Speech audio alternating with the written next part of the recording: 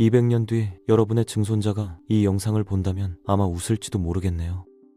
우리가 상상하는 미래와 실제로 펼쳐질 세상은 엄청나게 다를 테니까요. 하지만 과학자들의 예측과 현재 기술 발전 속도를 보면 한 가지는 확실합니다. 다음 200년은 인류 역사상 가장 극적이고 가장 웃기고 가장 무서운 시기가 될 거라는 점이죠. 자, 그럼 시간여행 티켓을 끊으시고요. 지금부터 20년 단위로 쪼개서 미래를 들여다보도록 하겠습니다.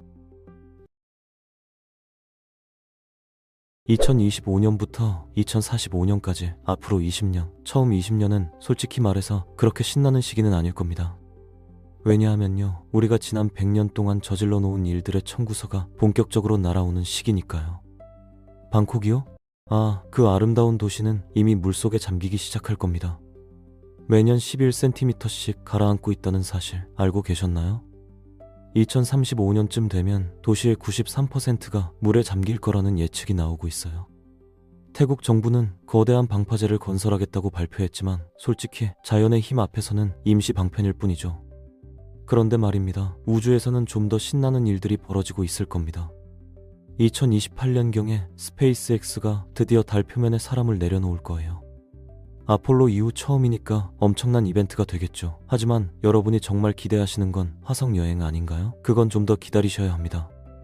2042년쯤에나 첫 번째 인간이 화성 땅을 밟을 거라고 예상되고 있으니까요. 지구로 돌아와서요, 이 시기에 우리는 암 정복의 실마리를 잡게 됩니다. 특히 췌장암 같은 악명 높은 암들을 상대로 말이죠. 코로나 백신 만들 때 썼던 mRNA 기술 기억하시죠? 그 기술이 진화해서 암세포를 인식하고 파괴하는 T세포를 우리 몸에서 만들어내는 백신이 나올 겁니다. 수술로 암을 제거한 다음 백신을 맞으면 재발을 73% 정도 막을 수 있다는 임상 결과가 나오고 있어요. 그리고 길거리 풍경도 완전히 바뀔 겁니다. 자율주행차가 드디어 진짜로 정말로 상용화되거든요. 물론 좋은 소식만 있는 건 아니에요. 자동차 회사들이 이걸 구독 서비스로 만들어 버릴 테니까요. 월 15달러 내면 자동 주차기는 쓸 수 있고 월 22달러 내면 고속도로 자율주행이 가능한 시기죠. 직접 운전하고 싶으시다고요? 그건 2040년대에는 거의 취미생활 수준이 될 겁니다. 마치 요즘 사람들이 LP판으로 음악 듣는 것처럼요. 아, 그리고 현금은요, 이 시기에 거의 사라질 겁니다. 모든 거래가 디지털로 추적되는 세상이 오는 거죠. 이게 좋으냐 나쁘냐는 여러분이 판단하시면 되는데요. 프라이버시는 줄어들겠지만 범죄는 확실히 줄어들 겁니다. 현금 강도가 사라지는 대신 해킹 범죄가 폭발적으로 늘어나겠죠. 2045년부터 2065년까지 다음 20년이 정말 중요합니다. 이 시기에 기온이 산업화 이전 대비 2.3도 상승하거든요. 숫자로는 별로 안 커 보이죠? 하지만 이게 뭘 의미하는지 아십니까? 현재 지구에 있는 생물종의 45%가 멸종 위기에 처한다는 뜻입니다. 아프리카 숲 코끼리, 아무르 표범, 양쯔강 돌고래, 이 친구들을 마지막으로 볼 수 있는 시기가 바로 지금부터 20년 뒤까지예요. 사해도 안녕입니다. 지구에서 가장 짠 물웅덩이, 그 유명한 사해가 2055년쯤 되면 거의 말라붙을 거예요. 매년 수면이 120cm씩 낮아지고 있다는 게 문제죠. 관광산업으로 먹고 사는 요르단과 이스라엘이 발등에 불이 떨어진 상태입니다. 한편으로는요, 우주 탐사가 본격적으로 재미있어지는 시기이기도 해요. 2048년경에 토성의 위성 타이탄으로 잠수함을 보낼 계획이거든요. 타이탄에는 메탄과 에탄으로 이뤄진 액체 바다가 있어요. 여기에 잠수함을 띄워서 외계 생명체의 흔적을 찾는다는 거죠. 상상만 해도 신나지 않습니까? 그리고 화성에는 이미 사람들이 살고 있을 겁니다. 2052년쯤에는 약 250명 정도의 과학자와 엔지니어가 화성 기지에 상주할 거라고 예측되고 있어요. 일론 머스크가 꿈꾸던 100만 명짜리 도시는 아니지만요. 그래도 인류 최초의 외계 거주지라는 타이틀은 따낼 수 있겠죠. 이 시기에 에너지 혁명도 일어납니다. 핵융합 발전이 드디어 상용화되거든요. 태양이 에너지를 만드는 방식을 지구에서 재현하는 거예요. 수소 원자 2개를 합쳐서 헬륨을 만들면서 어마어마한 에너지가 나오는데요. 문제는 이게 지금까지는 너무 비싸고 복잡했다는 점이죠. 하지만 2055년쯤 되면 기술이 성숙해서 경제성을 갖추게 될 겁니다. 석탄 발전소는 이미 박물관으로 들어갔고요. 천연가스도 퇴출 수순을 밟고 있을 거예요. 그리고 이때쯤 우리는 외계인한테 답장을 받을 수도 있습니다. 1999년에 우크라이나가 우주로 쏘아 올린 전파 메시지가 있거든요. 코스믹 콜이라고 하는데요. 이게 54광년 떨어진 별에 2053년에 도착할 예정이에요. 만약 거기에 문명이 있다면 답장이 2107년쯤 올 수도 있겠죠. 그때까지 살아있을 사람은 많지 않겠지만요. 2065년부터 2085년까지. 자, 이제부터가 진짜 미친 시대입니다. 나노 기술이 일상생활에 완전히 들어오거든요. 비에 절대 젖지 않는 우산이 나온다는 게 뭐가 대수냐고요? 중요한 건 그 원리입니다.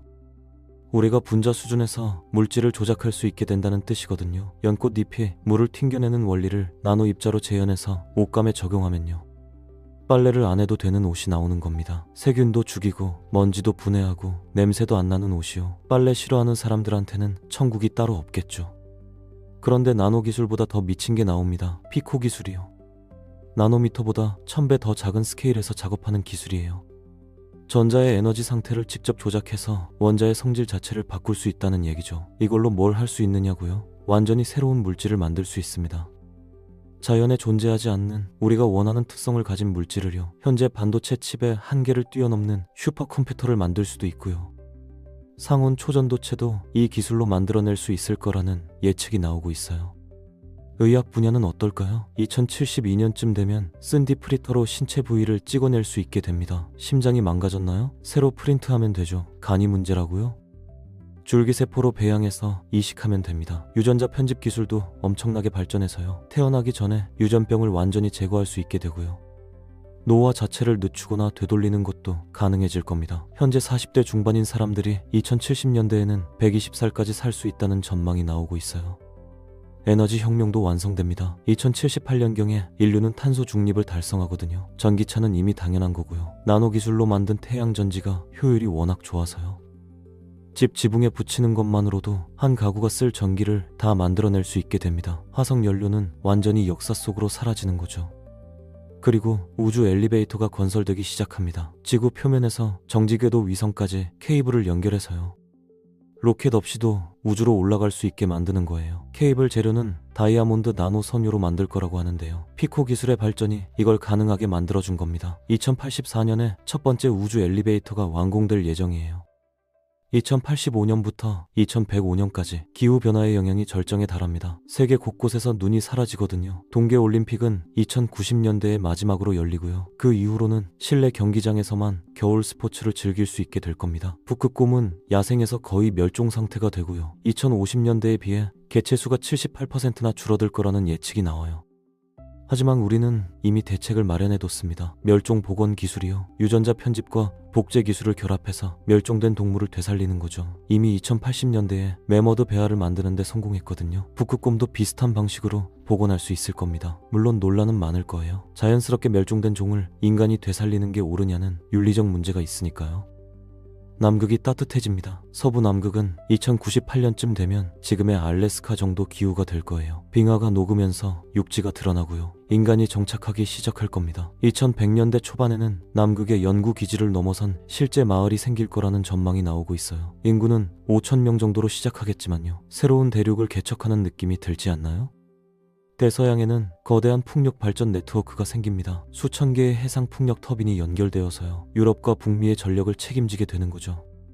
그런데 이게 단순한 발전기가 아닙니다. 날씨를 조종할 수 있는 도구가 되거든요. 허리케인이 다가오면 풍력 터빈들이 바람의 에너지를 흡수해서요. 5등급 허리케인을 1등급으로 약화시킬 수 있다는 실험 결과가 나왔어요. 2095년경에 이 시스템이 완성되면요. 걸프만 연안 도시들이 다시 사람들로 붐빌 수 있게 될 겁니다. 아마존은 안타깝게도 거의 사라집니다. 2100년까지 열대우림의 82%가 파괴될 거라는 예측이에요. 벌목, 화재, 농업 개발이 주된 원인이죠. 여기 살던 원주민들은 도시로 이주하거나 보호구역으로 옮겨가야 할 겁니다. 수많은 동식물 종이 영원히 사라지게 되는 거고요. 언어도 멸종합니다. 20세기 말에 7200개였던 언어가 2100년에는 고작 3개로 줄어들 거예요. 영어, 중국어, 스페인어만 살아남는 겁니다. 인터넷과 AI 번역기의 발달이 역설적으로 언어 다양성을 죽인 셈이죠. 2105년부터 2125년까지. 자, 드디어 22세기입니다. 이쯤 되면 인간의 정의 자체가 바뀌어 있을 거예요. 왜냐하면요, 우리가 식물의 능력을 흡수하기 시작하거든요. 엽록체를 인간 세포에 이식하는 기술이 완성되는 거죠. 그러면 어떻게 되느냐고요? 우리가 광합성을 할 수 있게 됩니다. 햇빛만 쬐면 몸에서 당을 생산해서 에너지로 쓸 수 있는 거예요. 물론 밥을 완전히 안 먹을 수는 없겠지만요, 하루 칼로리의 30% 정도는 햇빛으로 충당할 수 있다는 계산이 나오고 있어요. 햇빛 쬐면서 일광욕하는 게 정말로 에너지 충전이 되는 시대가 오는 겁니다. 그리고 불멸의 시대가 열립니다. 뇌를 컴퓨터에 업로드하는 기술이 완성되거든요. 기억, 성격, 감정까지 전부 디지털화해서 저장하는 거죠. 육체가 죽어도 의식은 컴퓨터 안에서 계속 살아갈 수 있게 되는 겁니다. 물론 찬반 논란이 엄청날 거예요. 그게 진짜 나냐, 아니면 그 나를 복사한 프로그램이냐는 철학적 논쟁이 벌어질 테니까요. 사회는 두 부류로 나뉠 겁니다. 업로드를 선택한 사람들과 육체를 유지하기로 한 사람들로요.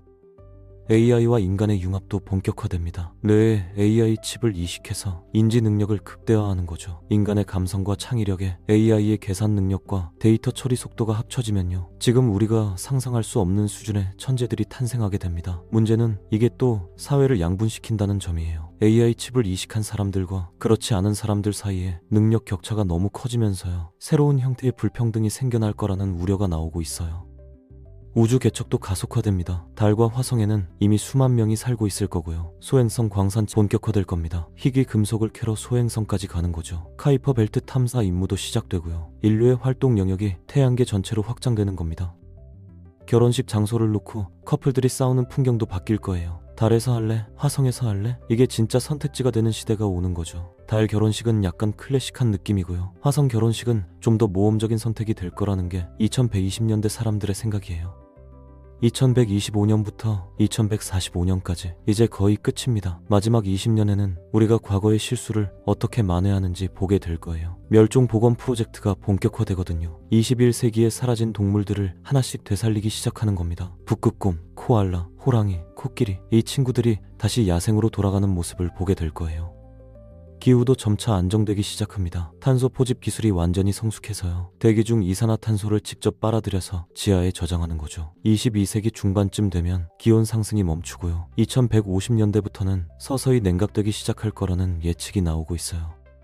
우주 식민지도 자급자족 단계에 들어갑니다. 달과 화성의 인구가 각각 50만 명을 넘어서면서요, 지구에 의존하지 않고 독자적으로 경제를 운영하게 되는 거죠. 어쩌면 2140년대에 화성 독립선언이 나올지도 모르겠네요. 지구와 화성 사이에 무역전쟁이 벌어질 수도 있고요. AI는 이제 우리 삶의 모든 부분에 스며들어 있을 겁니다. 의사, 변호사, 교사, 예술가, 모든 직업에 AI가 참여하고 있을 거예요. 하지만 재미있는 건요, 인간의 역할이 사라진 게 아니라는 점입니다. 오히려 인간은 더 창의적이고 의미 있는 일에 집중하게 되거든요. AI가 단순 반복 작업을 다 처리해주니까요. 교육 시스템도 완전히 바뀌어 있을 겁니다. 학교라는 건물은 거의 사라졌고요. 개인 맞춤형 AI 튜터가 각자의 속도에 맞춰서 가르쳐주는 시스템이 정착되어 있을 거예요. 시험도 없어지고요. 대신 실제 프로젝트를 수행하면서 능력을 평가받게 됩니다.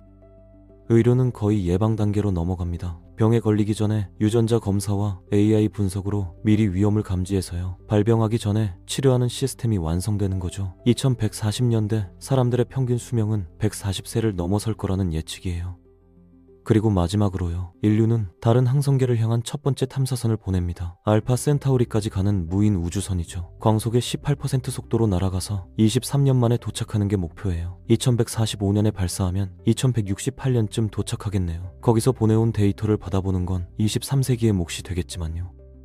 자, 여기까지입니다. 200년 후의 세상을 한번 훑어봤는데요. 어떠셨나요? 기대되시나요? 아니면 무섭나요? 아마 둘 다일 겁니다. 멸종과 재탄생, 파괴와 창조, 죽음과 영생이 공존하는 시대니까요. 한 가지 확실한 건요, 다음 200년은 인류 역사상 가장 드라마틱한 시기가 될 거라는 점입니다. 지구는 변하고 인간은 진화하고 우주는 열릴 겁니다. 우리 증손자들이 이 영상을 보면서 뭐라고 할까요? 할아버지 세대는 이것도 몰랐네? 아니면 와, 꽤 정확하게 맞췄는데? 궁금하지 않으세요? 그럼 200년 뒤에 다시 만나요. 여러분이나 저는 아마 컴퓨터 안에 있겠지만요.